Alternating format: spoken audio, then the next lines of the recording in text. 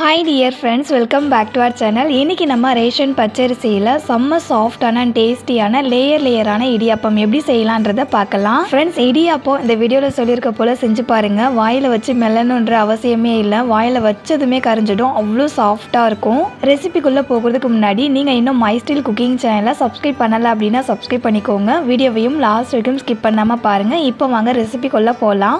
இடியாப்பத்துக்கு சைடிஷாக இன்றைக்கி நான் தேங்காய் பால் தாங்க செஞ்சுருக்கேன். ஃபஸ்ட்டு தேங்காய் பால் எப்படி எடுக்கணுன்றதை பார்த்துடலாம். இன்றைக்கி தேங்காய் பால் எடுக்கிறதுக்கு நான் ஒரு மீடியம் சைஸ் தேங்காவை எடுத்திருக்கேன். தேங்காய் மேலே இருக்கிற தோலை ரிமூவ் பண்ணிவிட்டு இந்த மாதிரி சின்ன சின்னதாக கட் பண்ணி மிக்ஸி கப்பில் சேர்த்துக்கோங்க. இது கூட 4 ஏலக்காவையும் சேர்த்துட்டு இந்த தேங்காவில் தண்ணி எதுவும் சேர்த்துக்காமல் சும்மா ரஃப்பாக நம்ம அரைச்சி எடுத்துக்கலாம். இந்த மாதிரி தேங்காவை தண்ணி எதுவும் சேர்க்காமல் அரைச்சதுக்கப்புறமா இதில் ஒரு 400 ml அளவுக்கு தண்ணி சேர்த்துட்டு இப்போது இந்த தேங்காவை நல்லா ஃபைன் பேஸ்ட் கன்சிஸ்டன்சிக்கு அரைச்சிக்கோங்க.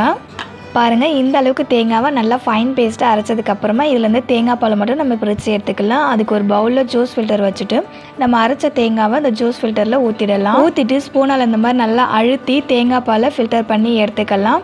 தேங்காய் பாலை ஃபில்டர் பண்ணதுக்கப்புறமா மீதி இருக்கிற அந்த தேங்காய் சக்கையும் மிக்ஸி கப்பில் சேர்த்துட்டு இன்னும் ஒரு 100 ml அளவுக்கு தண்ணி சேர்த்து மிக்ஸி கப்பை க்ளோஸ் பண்ணி நல்லா அரைச்சிக்கலாம். செகண்டாக அரைச்ச தேங்காய் பாலையுமே நான் சொன்னது போலவே வடிகட்டிக்கோங்க. இதில் எடுக்கிற அந்த தேங்காய் சக்கை இருக்குதுல்ல, அதை தூக்கி போட்டுடாமல் அதில் நீங்கள் டெசிகேட்டட் கோகோனட் பவுடர் ரெடி பண்ணிக்கலாம். தேங்காய் பாலை மட்டும் ஃபில்டர் பண்ணி எடுத்ததுக்கு அப்புறமா இதில் ஒரு குழிக்கரண்டி அளவுக்கு சக்கரை சேர்த்துக்கலாம். சக்கரை உங்களுடைய ஸ்வீட் டேஸ்ட்டுக்கு தகுந்த அளவுக்கு நீங்கள் சேர்த்துக்கலாங்க. சக்கரை சேர்த்துட்டு நல்லா கலந்து விட்டுடலாம். ஃப்ரெண்ட்ஸ், இந்த தேங்காய் பாலில் நீங்கள் வெள்ளை சக்கரைக்கு பதிலாக நாட்டு சக்கரை அப்படின்னா வெல்லம், கருப்பட்டி கூட சேர்த்துக்கலாங்க. அவ்வளோதான், இடியாப்பத்துக்கு ஒரு பர்ஃபெக்டான சைட் டிஷ் தேங்காய் பால் ரெடி ஆயிடுச்சு. அடுத்தது நம்ம இடியாப்பம் செய்ய ஸ்டார்ட் பண்ணலாம்.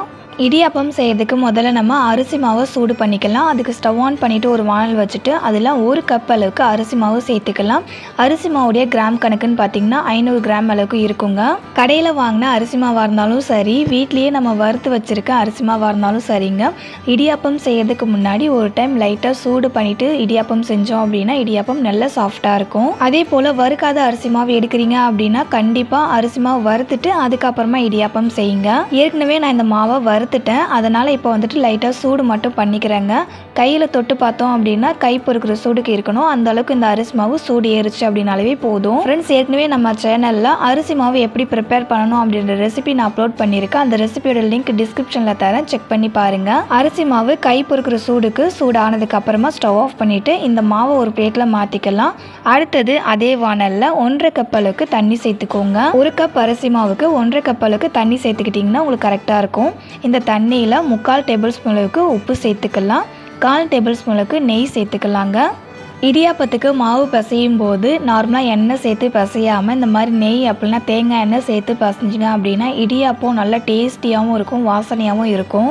இப்போது இந்த தண்ணி நல்லா பபிள்ஸ் கொதிச்சு வரணும். அது வரைக்கும் கொதிக்க விட்டுடலாம்.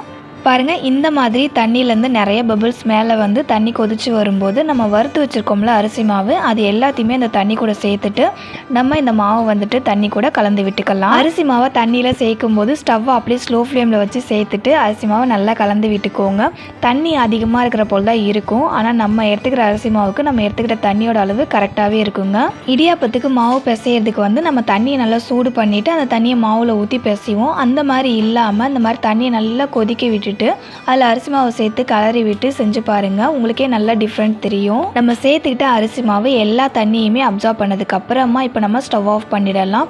இப்போ நீங்கள் அரிசி மாவை தொட்டு பாருங்கள், தொட்டு பார்க்குறதுக்கே செம்ம சாஃப்டாக இருக்கும். இப்போது இந்த மாவு நம்ம மூடி போட்டு இது சூடு ஆறுற வரைக்கும் அப்படியே விட்டுடலாம்.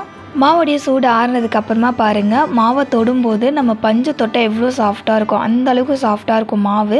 இப்போது மாவு எல்லாத்தையும் ஒன்றா இதை போல் பிசைஞ்சு விட்டுக்கலாம். மாவு பிசையும் போது நம்ம கையில் மாவு பிசு பிசுப்பாக ஒட்டணுங்க. அந்தளவுக்கு மாவு கொஞ்சம் பிசு பிசுப்பாகவே இருக்கணும்.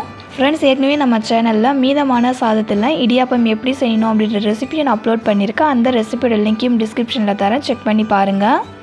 மாவை இதை போல் நல்லா ஒன்றா பிசைஞ்சு விட்டதுக்கு அப்புறமா இதுலேருந்து கொஞ்சம் கொஞ்சமாக மாவு எடுத்து சிலிண்ட்ரிக்கல் ஷேப்பில் உருட்டி வச்சுக்கலாம். இந்த மாதிரி ஃபஸ்ட்டே நம்ம மாவை சிலிண்ட்ரிக்கல் ஷேப்பில் உருட்டி வச்சிட்டோம் அப்படின்னா இடியாப்பம் புழியறதுக்கு ரொம்ப ஈஸியாக இருக்கும். பிடிச்சி வச்சுருக்க மாவை இடியாப்பச்சில் சேர்த்துட்டு இடியாப்பச்சை க்ளோஸ் பண்ணிவிட்டு நம்ம இட்லி பிளேட்டில் புழிஞ்சு விட்டுக்கலாங்க. இட்லி பிளேட்டில் புழியறதுக்கு முன்னாடி இட்லி பிளேட்டில் இந்த மாதிரி கொஞ்சமாக ஆயில் அப்ளை பண்ணிக்கலாம். இடியாப்பம் வெந்ததுக்கு அப்புறமா இட்லி தட்டிலே ஒட்டிக்காமல் எடுக்கிறதுக்கு ரொம்ப ஈஸியாக இருக்கும். அதுக்காக தான் எண்ணெய் அப்ளை பண்ணுறேன். எண்ணெய் அப்ளை பண்ண உங்களுக்கு விருப்பம் இல்லை அப்படின்னா ஈரமான காட்டன் கிளாத்தை இந்த இட்லி பிளேட் மேலே போட்டுட்டு அதுக்கப்புறமா கூட நீங்கள் இடியாப்பம் புழிஞ்சு விட்டுக்கலாம்.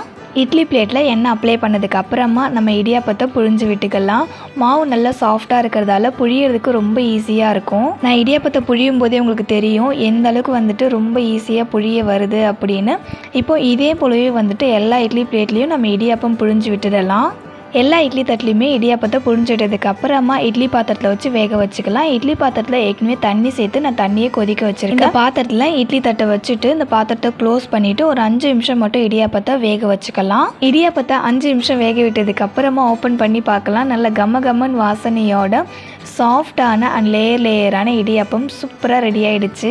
இந்த சுட இடியாப்பத்தை தேங்காய் பால் கூட வச்சு சாப்பிட்டு பாருங்கள். வாயில் வச்சதுமே கரைஞ்சி போய்டும். டேஸ்ட்டும் பக்காவாக இருக்கும். கண்டிப்பாக மிஸ் பண்ணாமல் இந்த இடியாப்பத்தை நீங்களும் செஞ்சு பார்த்துட்டு உங்களுடைய ஃபீட்பேக்கை கமெண்ட்டில் என் கூட ஷேர் பண்ணிக்கோங்க. இந்த இடியாப்ப ரெசிபி உங்களுக்கு பிடிச்சிருந்தது அப்படின்னா அந்த வீடியோக்கு லைக் பண்ணிக்கோங்க. உங்கள் ஃப்ரெண்ட்ஸ் ரிலேட்டிவ்ஸ்க்கும் ஷேர் பண்ணிக்கோங்க. அவங்களுக்கும் ரொம்பவே யூஸ்ஃபுல்லாக இருக்கும். அண்ட் இதே போல் ஒரு சூப்பரான அண்ட் டேஸ்டியான யூஸ்ஃபுல்லான ஒரு ரெசிபியோட அடுத்த ஒரு வீடியோவில் மீட் பண்ணலாம் ஃப்ரெண்ட்ஸ். தேங்க்ஸ் ஃபார் வாட்சிங்.